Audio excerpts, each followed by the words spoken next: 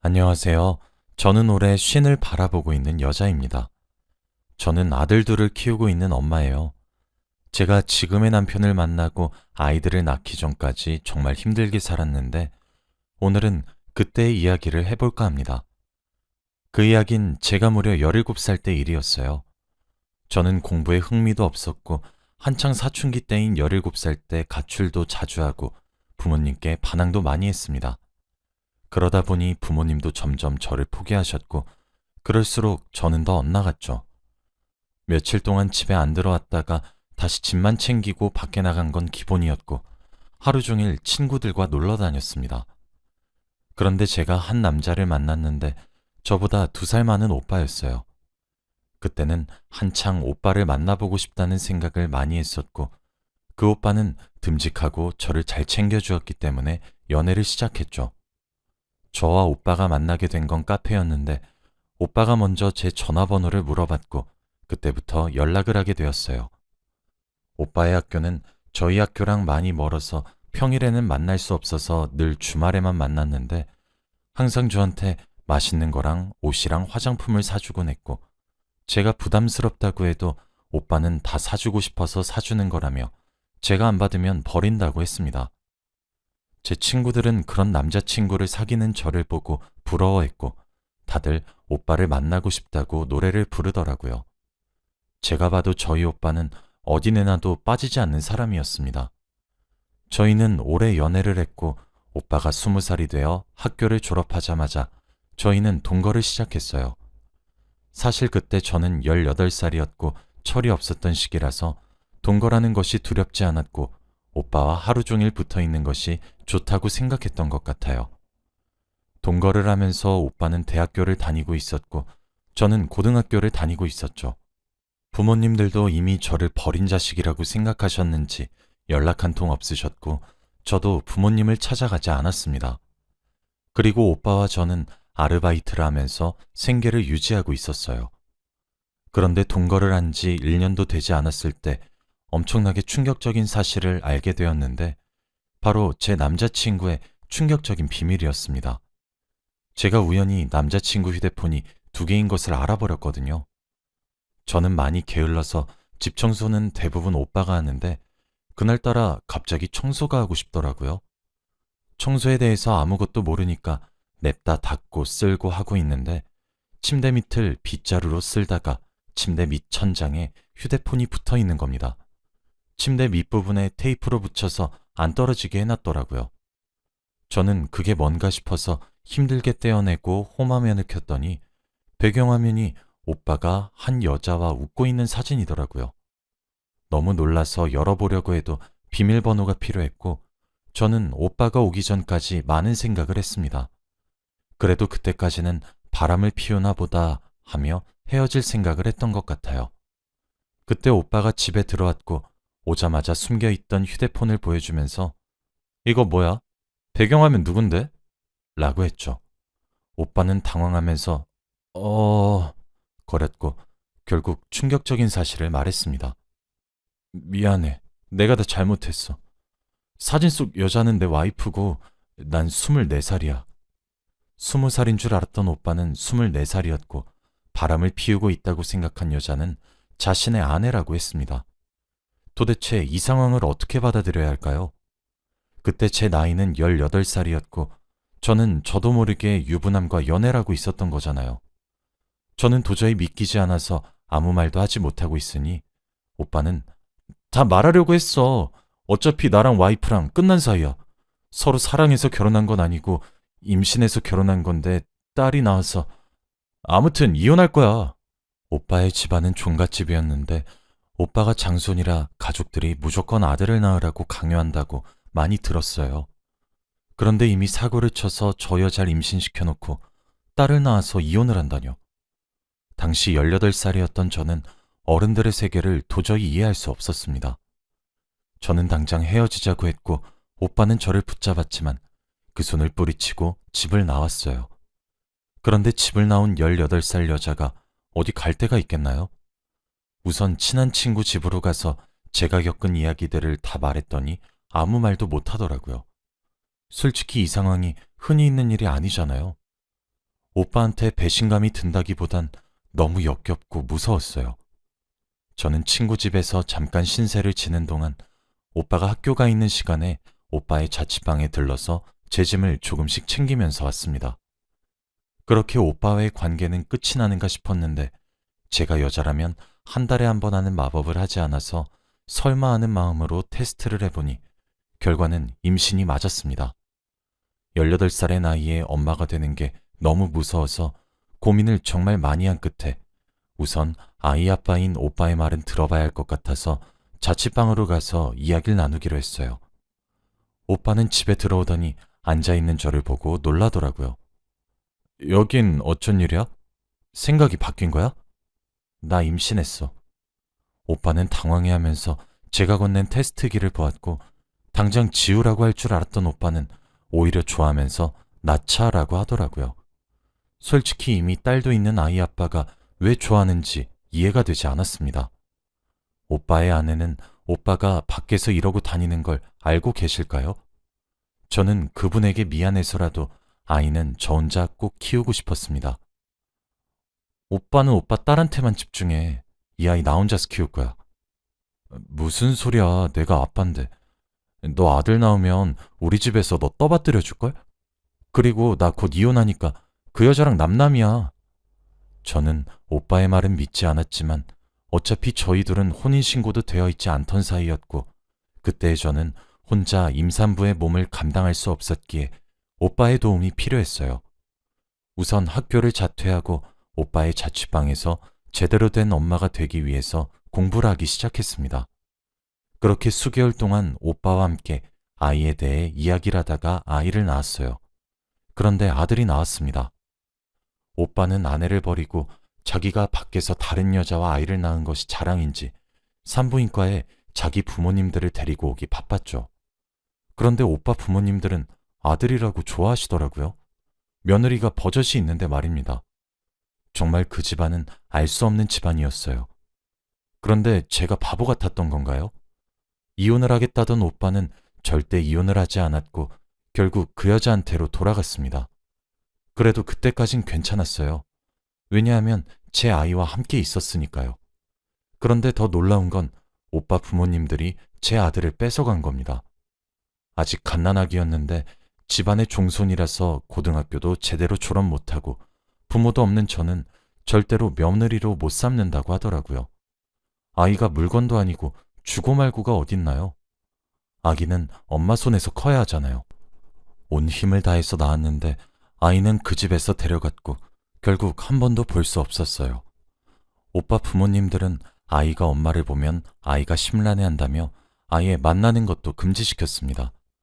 저는 울며 불며 무릎까지 꿇고는 제발 저희 아들만 주세요 라고 했지만 그들은 단칼에 거절을 했죠. 저는 아이를 보내고 한동안 죄책감에 시달리기 시작했습니다. 아이를 버린 것만 같은 기분이 들었고 혹여나 아이가 커서 저한테 해코지라도 하면 어쩌나 싶었거든요.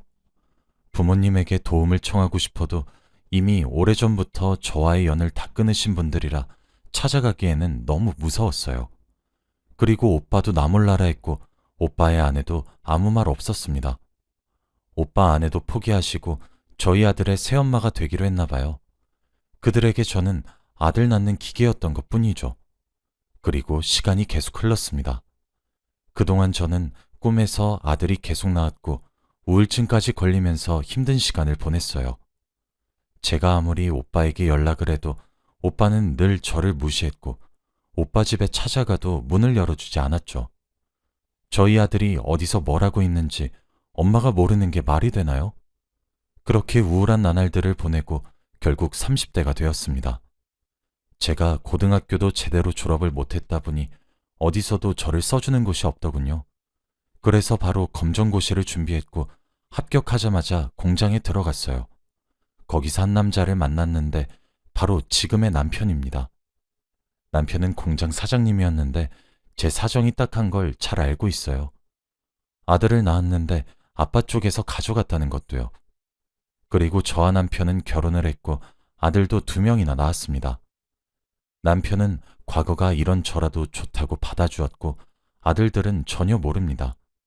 그리고 저도 어렸을 때 낳은 아들이 어떻게 살고 있는지 하나도 모르니까 점점 생각이 나지 않았고 세상에 제 아들은 지금 남편과 저 사이에서 낳은 아들 2명밖에 없었죠. 과거에 대한 상처는 치유해 가고 있었고 저도 어느덧 40대가 되었습니다.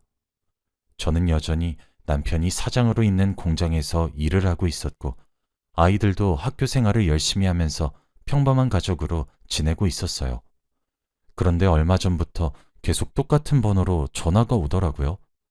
요즘 보이스피싱이 너무 많기도 하고 아이들이 모르는 전화 함부로 받으면 안 된다고 말하길래 늘 받지 않고 있었습니다.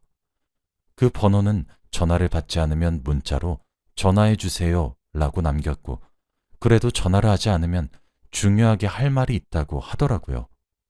저는 이 문자 내용들을 아이들에게 보내주면서 계속 이런 문자가 오는데 어떻게 해야 하냐고 물으니 첫째 아들이 엄마, 내가 전화해 볼게 라고 하더군요. 그래서 제 휴대폰으로 문자가 온 사람한테 전화를 걸었습니다. 제 옆에서 그 사람과 전화를 하고 있던 첫째가 전화 잘못 거셨어요 라고 하더군요. 그러고 전화를 끊길래 무슨 전화냐고 물으니 전화 받자마자 엄마 왜 이렇게 전화 안 하세요? 라고 하던데? 라고 하는 겁니다. 그때 갑자기 기억에 과거가 스쳐 지나갔고 아들 앞에서는 아무렇지 않은 척했지만 방 안으로 들어가서 그 번호로 다시 전화를 걸었어요. 여보세요? 엄마, 나예요. 아들이니? 네. 엄마, 혹시 만날 수 있을까요? 하고 싶은 얘기가 너무 많은데. 저한테 문자와 전화를 했던 그 사람은 수십 년 전 제가 낳은 아들이었고 저는 다음날 바로 만나기로 했습니다. 카페에서 그를 기다리면서 얼마나 떨었는지 몰라요. 갓난아기 때 보고 단 한 번도 본 적이 없어서 어떻게 자랐는지도 너무 궁금했고 혹시나 제가 자기를 버린 줄 알고 원망하면 어떡하지 라는 생각도 했습니다. 기다리는 10분 동안 심장이 터지는 줄 알았고 카페 문 열리는 소리가 날 때마다 쳐다봤어요. 그때 한 남자가 제가 있는 테이블로 왔고 저희 둘은 서로를 마주했죠. 아들은 30대를 바라보고 있는 어른이 되었습니다. 그런데 솔직히 제가 낳기만 했지 키우거나 한 번도 본 적이 없어서 아들이라는 생각보다는 그냥 남 같더라고요.